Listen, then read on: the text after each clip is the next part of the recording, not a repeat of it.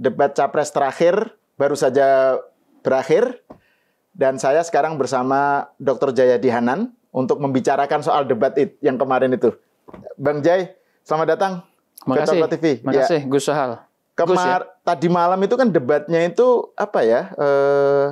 Kelihatan adem ya. Dan Anda menyebut bahwa itu bukan debat tapi apa? Iuran pendapat. Iuran pendapat gitu. Jadi kan memang kesannya itu Anies kayak main aman ya, nggak segarang sebelumnya gitu ya. Meskipun narasinya tetap perubahan. Sementara Prabowo lebih tenang. Dan ini sesuatu yang mengejutkan banyak orang ya, tenang dan merangkul kayak rekonsiliasi atau apa gitu. Sementara kalau Ganjar ada nyerangnya tapi juga nyerangnya malu-malu, nggak gaspol gitu. Betul. Nah ini gimana Anda membaca ini debat kemarin itu? Tadi malam lah. Ya tadi malam. Ya mungkin ada beberapa hal yang menyebabkannya seperti itu ya. Pertama saya kira temanya. Kan temanya itu kan tema yang banyak terkait langsung dengan kehidupan sehari-hari masyarakat. Tema pendidikan, tema kesehatan, teknologi informasi, terus inklusi.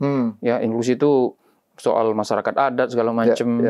Ada 8 ya, sumber daya manusia, pendidikan dan seterusnya. Jadi tema-tema itu tema-tema yang terkait langsung dengan kehidupan sehari-hari masyarakat dan problem-problem yang kita hadapi di isu-isu tersebut. 8 isu itu secara umum menurut saya adalah isu-isu yang pada dasarnya isu-isu yang basic gitu. Isu-isu mendasar. Misalnya soal akses kepada pendidikan, soal akses kepada teknologi informasi, soal kesehatannya, soal gizi, stunting dan sebagainya. Nah, persoalan-persoalan basic seperti itu kan tidak memerlukan perdebatan sebetulnya. Karena asal ada kemauan, solusinya jelas kan? Asal ada kemauan, ada anggaran, solusinya jelas. Jadi nggak terlalu ideologis gitu ya? Iya, tidak menimbulkan perdebatan, tidak menimbulkan, semua orang sepakat dalam isu itu. Ya, lagian kalau nggak sepakat, misalnya saya nggak sepakat pemberian gizi untuk ibu-ibu, kan nanti marah ibu-ibu. Jadi kalau misalnya Ganjar mengatakan saya nggak setuju Pak pemberian makan gratis, nah itu kan bisa dipersepsi nggak pro orang miskin gitu. Meskipun mungkin maksudnya policy, cara bungkus polisi harus beda misalnya. Jadi isunya membuat mereka cenderung berada di tengah-tengah, bersepakat. Soal bansos misalnya. Soal bansos ya. Soal bansos itu kan isunya bukan bansosnya, tapi siapa yang mengklaim sebagai siapa yang mengklaim bansos itu diberikan oleh siapa dan sebagainya. Atau momentumnya. Ya, maka kritik Anies soal bansos misalnya, bansos itu harus berdasarkan kepentingan yang menerima, bukan yang memberi. Benar gitu. Tapi kan itu tidak menimbulkan perdebatan. Misalnya Pak Prabowo tinggal bilang, ya saya setuju kan gitu. Lagian yang dikritik Anies sebetulnya kan Jokowi, gitu. Yang dianggap mengklaim itu, walaupun itu mungkin menguntungkan Pak Prabowo, misalnya. Jadi kalau Anies menyerang Prabowo dengan isu bansos, ya Prabowo tinggal bilang, saya setuju, itu mendapat yang bagus nanti. Kan seperti yang dia lakukan kemarin, gitu. Itu satu temanya ya. Yang kedua adalah debat-debat yang berlangsung sudah 4 kali itu tampak tidak apapun strategi yang dipakai oleh kandidat, kalau kita menggunakan perkembangan elektabilitas misalnya di ketiga pasangan itu kan tidak terlalu banyak perubahan. Kemudian selain itu saya kira 3 tim calon ini juga punya hasil riset masing-masing yang menunjukkan bahwa yang nonton debat sebetulnya itu kan para pendukung mereka masing-masing. Paling banyak ya. Ini misalnya lagi-lagi saya sitir hasil survei pasca debat ketiga waktu Anies nyerang Prabowo itu. Hasil survei LSI ya? Iya, LSI itu yang nonton debat itu totalnya sekitar 42%. Kalau dibagi itu ya sekitar 25% pendukung Anies, sekitar 45%-an pendukung Prabowo, sekitar 23, 24, sampai sekitar 25 juga pendukung Ganjar. Jadi yang nonton debat partisan, pendukung mereka masing-masing. Mereka misalnya mau nyerang habis-habisan apapun yang terjadi, paling-paling yang kena knock out gitu, masyarakat mengatakan, ya memang calon Misalnya dia mendukung 02 misalnya. Ya memang Pak Prabowo kelihatan emosional tuh. Saya kira saya sayangkan itu. Tapi begitu ditanya, Anda pilih siapa? Saya pilih Prabowo. Kan gitu. Itu sebagai contoh. Demikian juga dengan apa namanya? Nah, dengan Anies atau Ganjar. Lalu debat yang ini yang banyak gimmick Gibran hormat-hormat nyari-nyari jawaban Pak Mahfud itu. Itu kan yang banyak dibicarakan. Sama, yang nonton sekitar 34%-an. Sama distribusinya, sekitar 40%-an lebih itu pendukung Prabowo, sekitar 25-26% mendukung Anies, dan sekitar 22-23% mendukung Ganjar. Jadi yang menonton debat itu orang-orang yang sudah convert. Sudah beriman. Jadi kalau mereka menyerang habis-habisan juga kan bisa jadi hanya menimbulkan dampak negatif terhadap diri mereka masing-masing. Itu satu. Lalu yang kedua, yang mereka sasar sebetulnya adalah para pemilih yang belum convert. Yang di dalam banyak survei itu sekarang kisarannya antara 6-10%. Ini undecided? Ya, katakanlah undecided ya. Saya sebelumnya agak segan menyebutnya undecided karena belum tentu undecided. Bisa jadi karena mereka kurang informasi aja. Atau sebetulnya atau sebetulnya memang undecided, critical gitu ya. Nah itu jumlahnya 6-10%. Nah kalau kita cek, misalnya debat yang saya sebut, yang debat ketiga dan keempat itu, kalau kita kalkulasi ulang, undecided yang 6-10% itu, lebih dari separuhnya itu nggak nonton debat. Ya. Karena lebih dari separuhnya nggak nonton debat, maka sasaran dari para debater ini kan nggak nyampe. Mereka hanya bicara kepada pendukungnya masing-masing gitu. Nah di antara undecided, kalau mau disebut begitu, yang nonton itu memang para pemilih yang cenderung di perkotaan, kemudian pendidikannya sedikit, yang SMA ke atas itu cenderung seperti itu, dan punya informasi yang cukup banyak tentang politik. Nah biasanya mereka itu akan menunggu sampai hari H, menjelang hari H gitu. Jadi tidak banyak yang bisa disasar. Nah, itu faktor kedua. Jadi akibatnya setelah 4 debat terakhir terlihat tidak terlalu banyak pergerakan kan. Memang ada Pak Prabowo naik sekitar 1%-an ya. Kemudian Anies naik juga 1%-an. Ganjar sampai debat ketiga itu turun juga 1%-an. Tapi saya lihat setelah debat ketiga lalu masuk ke debat yang ada Gibran mencari jawaban Pak Mahfud. Debat kedua Cawapres lah ya. Debat kedua Cawapres. Ganjar ada tanda-tanda rebound gitu. Artinya penurunannya berhenti. Jadi dengan begitu maka di debat terakhir itu para capres ini mengambil posisi main aman. Nah, yang ketiga saya kira penyebabnya adalah ini debat terakhir. Debat terakhir itu biasanya adalah posisinya untuk menegaskan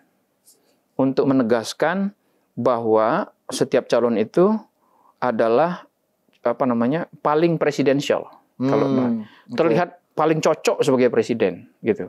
Nah kalau Anda menggunakan strategi menyerang, bisa-bisa Anda keselepet, keserimpet, karena nafsu menyerang, akibatnya Anda tidak terlihat sebagai seorang presiden yang punya kepala dingin, ya, mengerti persoalan secara umum, lalu bisa merangkul. Tujuan utama debat presiden memang itu kan ya, untuk satu untuk menunjukkan dia presidential enough, dia orang yang memang pantas jadi presiden, gitu. Dan itu penting. Kenapa? Ada 275 juta orang Indonesia yang jadi presiden kan cuma satu. Maka seseorang itu harus terlihat presidensial, bukan hanya dari isi kepalanya, bukan hanya dari omongannya, tapi juga look kelihatannya, lalu cara dia bersikap, cara dia berbicara, kemudian cara melihat dan sebagainya, itu harus terlihat presidensial supaya orang percaya. Nah, itu tujuan saya kira debat terakhir itu untuk menegaskan itu. Nah, tiga-tiganya kemarin tampaknya mencoba menegaskan itu, saya loh yang paling presidensial gitu. Saya ini presidensial sekali gitu. Nah, yang kedua adalah debat itu tujuan keduanya adalah memberikan kontras sebetulnya. Memberikan kontras antar calon sehingga para pemilih yang merasa masih perlu diberi informasi lebih banyak, katakanlah undecided, merasa ini pilihan yang lebih baik nih. Dia mengatakan lebih baik itu karena dibanding misalnya 01 nih lebih baik. Kenapa dibandingin 02 sama 03? dia unggul di bidang 1, 2, 3. Atau sebaliknya, 02 nih yang lebih baik, dan seterusnya. Nah, karena mungkin ya berdasarkan riset-riset yang ada di tim masing-masing itu mereka melihat debat tidak mampu menyasar secara signifikan para pemilih undecided itu karena kebanyakan mereka tidak nonton, maka mereka tampaknya lebih fokus ke main aman untuk menunjukkan diri sebagai orang yang paling pantas memimpin, paling presidensial dan sebagainya. Lebih ke tujuan pertama. Jadi 3 faktor itu saya kira yang menyebabkan kemarin debatnya landai, ya, meskipun sebetulnya harapan publik sebenarnya malah justru terakhir itu ngegas atau memang itu expected, itu sesuatu yang biasanya terjadi seperti itu, misalnya di debat-debat presiden di negara lain gitu. Ya, atau... tergantung kepada tergantung kepada Anda pendukung siapa. Oke. Ya, kalau pendukung yang merasa calonnya sedang leading, katakanlah sekarang pendukung Prabowo ya, pendukung 02, mereka menginginkan Prabowo itu tenang aja. Toh kita lagi leading gitu. Main aman aja gitu. Tapi pendukung 01, 02 selain mereka 01, 03 selain mereka berharap calonnya itu tenang seperti biasa, pintar debat, tapi juga sebetulnya diharapkan menyerang supaya ada knockout gitu, ada kemenangan mutlak atau blunder gitu yang dilakukan oleh yang dilawan. Jadi itu yang yang bisa mungkin yang diharapkan oleh para penonton, dan itu membuat para penonton mengharapkan adanya perdebatan yang sebenarnya cukup panas. Nah, sebetulnya kemarin itu sisi positifnya nih ya, mereka fokus di berdebat gagasan memang. Mereka fokus di membahas gagasan. Ya, substansi lah ya. Ya, substansi. Kan substansi soal apakah stunting lebih baik memberikan makan siang, makan gratis atau tidak. Apakah itu misalnya kata Pak Ganjar lebih baik menciptakan ekosistemnya, lingkungan yang baik. Demikian juga dengan Mas Anies kan, Mas Anies sama Pak Ganjar kan mirip tuh pendekatannya. Jadi kan itu perbedaan gagasan.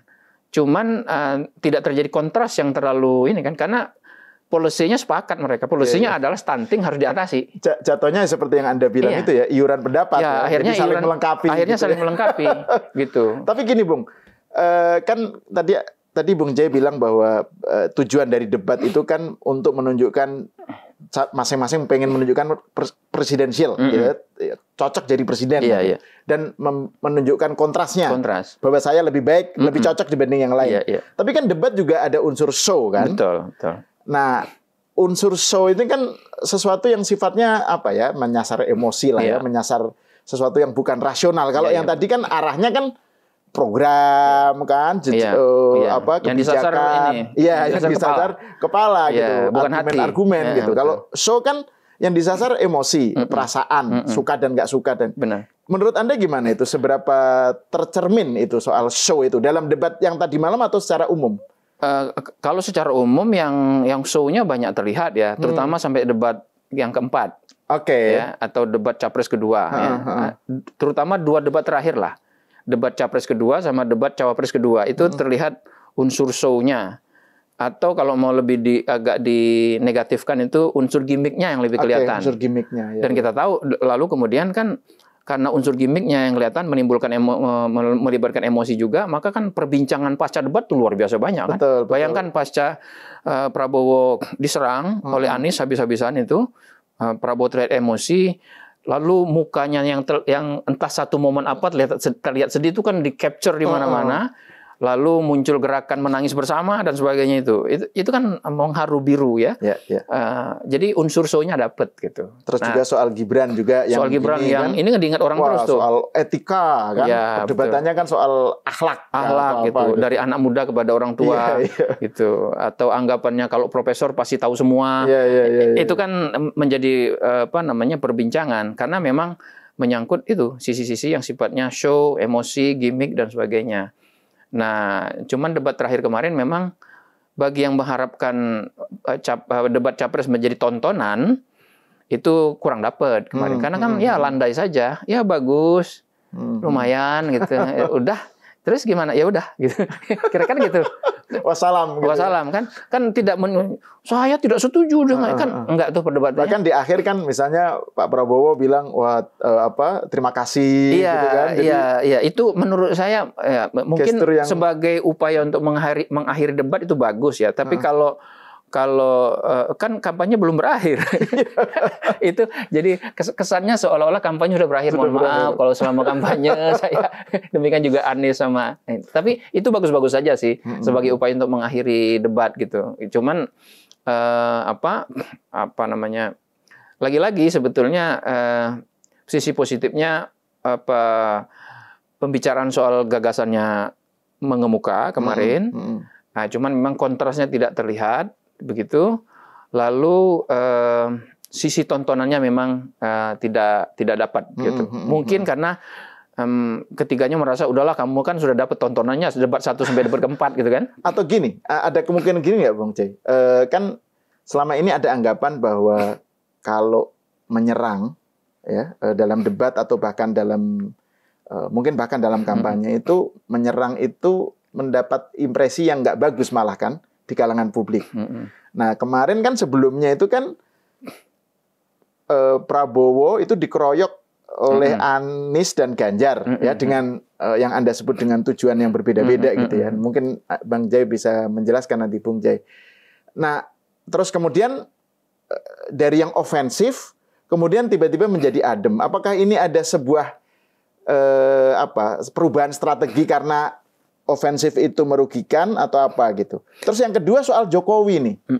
Jokowi itu kan sudah tidak mungkin nyalon kan, dia memang sudah nggak ada dalam panggung. Tapi kan selalu muncul kan, dibicarakan baik untuk dikontraskan sebagai perubahan gitu, atau untuk dilanjutkan gitu. Jadi faktor Jokowi ini selalu muncul dalam debat.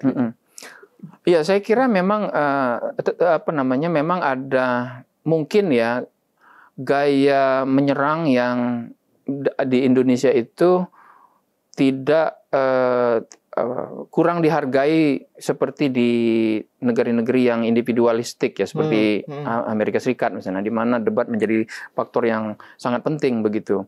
Meskipun sebetulnya pada derajat tertentu menyerang dengan cara yang sopan itu sebetulnya kan tidak apa-apa.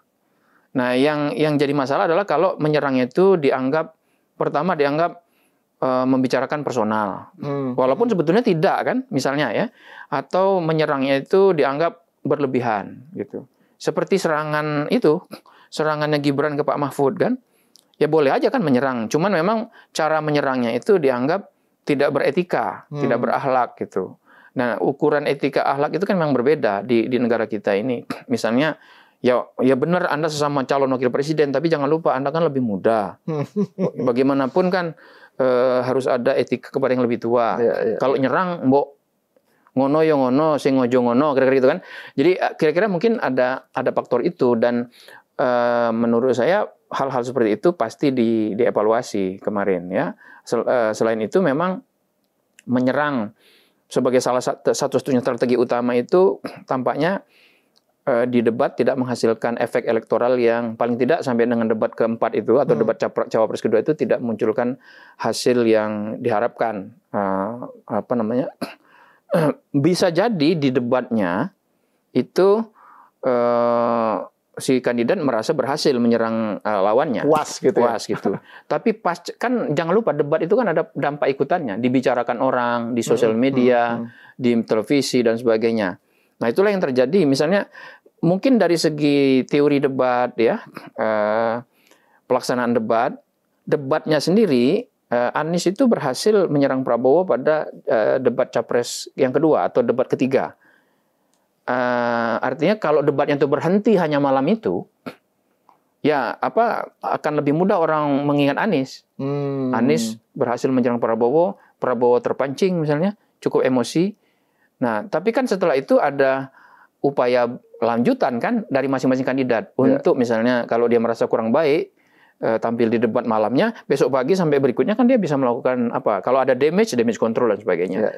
Jadi faktor-faktor itu yang berjalin berkelindan menurut saya, sehingga itu yang berklimaks pada strategi yang landai yang tadi malam. Nah, soal Jokowi memang sebentar, sebelum soal Jokowi kan Bung J pernah menyatakan juga bahwa ini kan Anies nyerang Prabowo di debat-debat sebelumnya ya.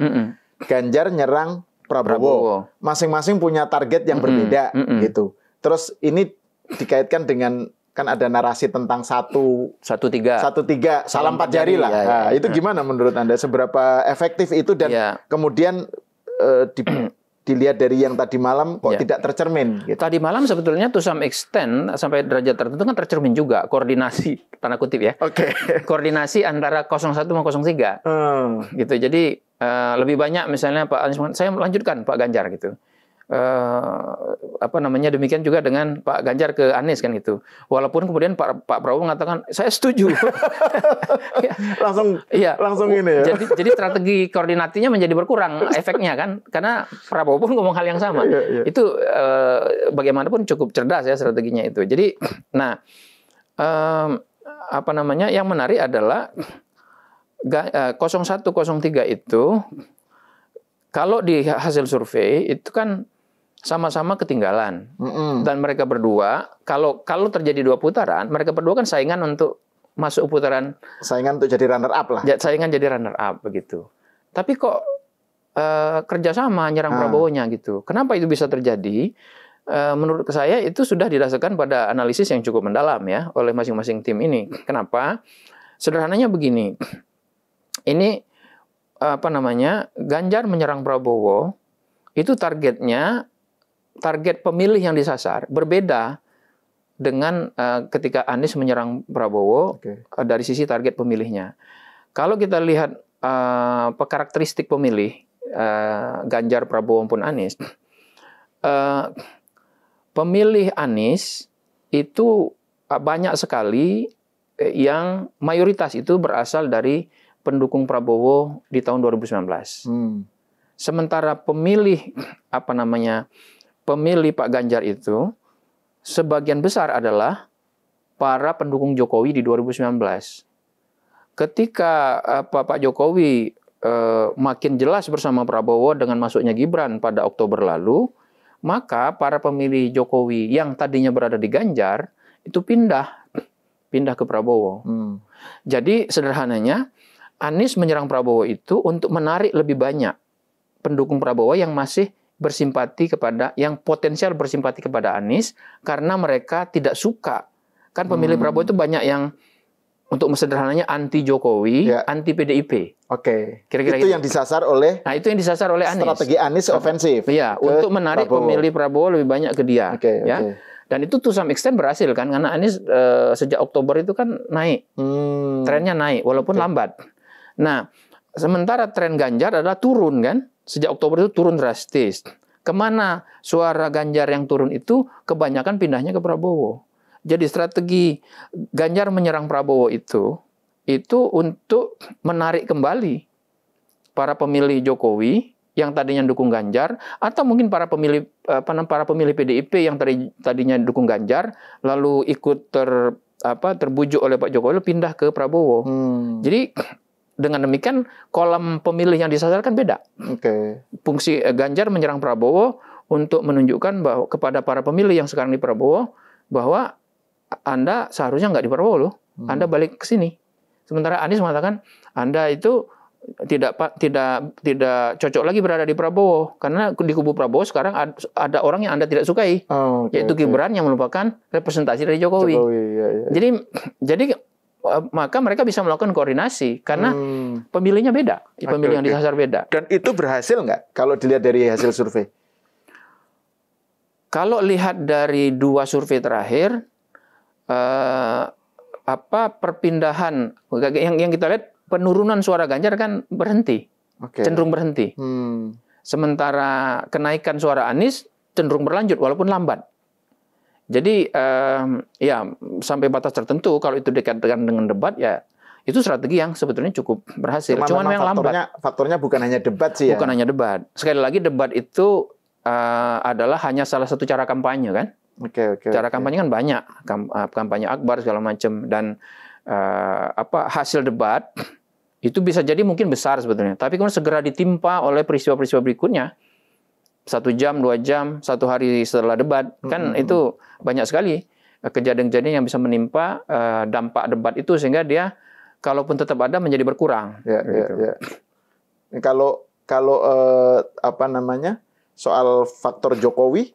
Nah, jadi ini kan maksudnya Jokowi kan sudah ini nih, dia bukan petahana yang nanti akan nyalon lagi kan.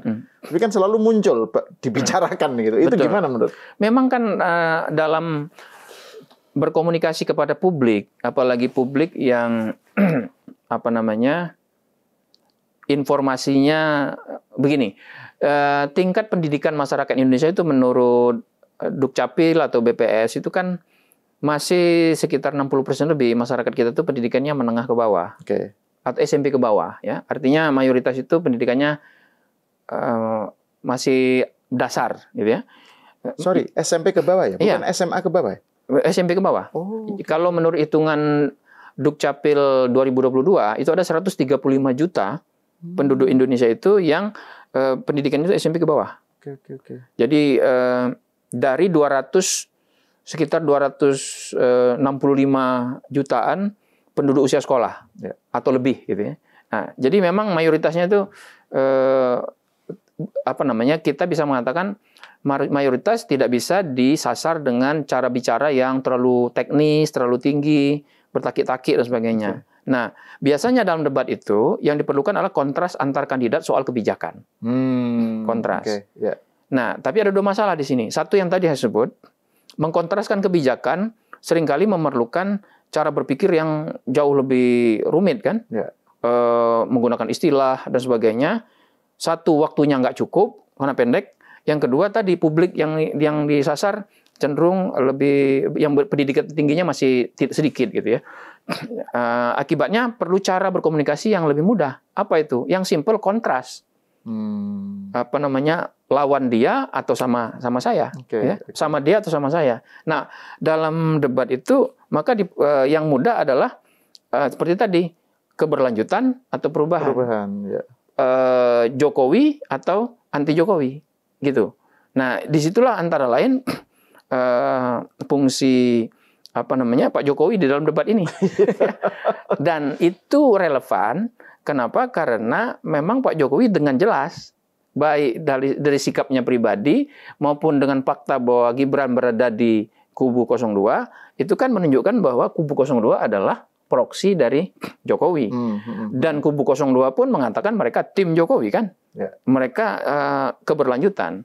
Dan itu akan lebih mudah bagi kandidat yang lain untuk mengatakan Anda pro pemerintah, saya perubahan. Dan itu sangat kontras di Anies, gitu terlihat. Nah, Ganjar yang agak susah ya, karena posisi dia selama ini bersama Jokowi, lalu lalu kemudian tinggalkan oleh Jokowi, lagi bagaimana nih gitu kan? Kalau sementara dia sasaran utama kan bukan Anies. Ganjar kan sasaran utama bukan Anies, minimal di putaran pertama kalau ada 2 putaran ya. Sasaran utamanya adalah Prabowo kan. Prabowo itu sekarang leading antara lain karena dukungan Jokowi kan. Jadi bagaimana caranya Ganjar mengkontraskan diri dengan Prabowo? Itu akibatnya Ganjar memilih-milih isu kan. Misalnya isu etika, kalau tadi malam itu isu soal contoh berdemokrasi. Soal bansos juga disinggung gitu. Tapi kan dia ngambil satu-satu, nggak gelondongan seperti Anies. Kalau ini kan gelondongan. Saya perubahan. Anda itu hanya melanjutkan yang ada sekarang, termasuk kekurangannya, kata kan Anies. Itu serangan Anies itu kan. Anies mencoba memaksa Pak Prabowo tadi malam, apa menurut Bapak kekurangannya di bidang pemberdayaan perempuan? Tidak terjawab dijawab secara umum oleh Pak Prabowo, yang mengakibatkan serangan Anies menjadi kurang muncul. Dugaan saya sebetulnya tadi malam itu Anies tahu Pak Prabowo akan menjawab dengan umum. Lalu kan kemudian dia akan ada tanggapan balik kan. Nah, di tanggapan balik itu dugaan saya dia akan menunjukkan di sini loh kurangnya 1, 2, 3, 4 gitu. Tapi ternyata kemarin tidak ya. Hanya dikatakan oleh Pak Anies, ya Pak Prabowo tidak menjawab pertanyaan saya, maka saya ulangi pertanyaannya gitu. Lalu Pak Prabowo, ya akhirnya kan Pak Prabowo jawab yang cara yang sama. Ya, saya kan sudah menjawabnya, maka saya ulangi jawaban saya kan kira-kira gitu. Jadi itu yang terjadi, yang beberapa momen yang cukup lucu tadi malam itu. Oke, terima kasih Bung Jayadi Hanan. Pemirsa, sampai di sini dulu. Kita berjumpa lagi di episode selanjutnya. Oh ya, seruput dulu. Selalu lupa. Namanya seruput kopi. Tapi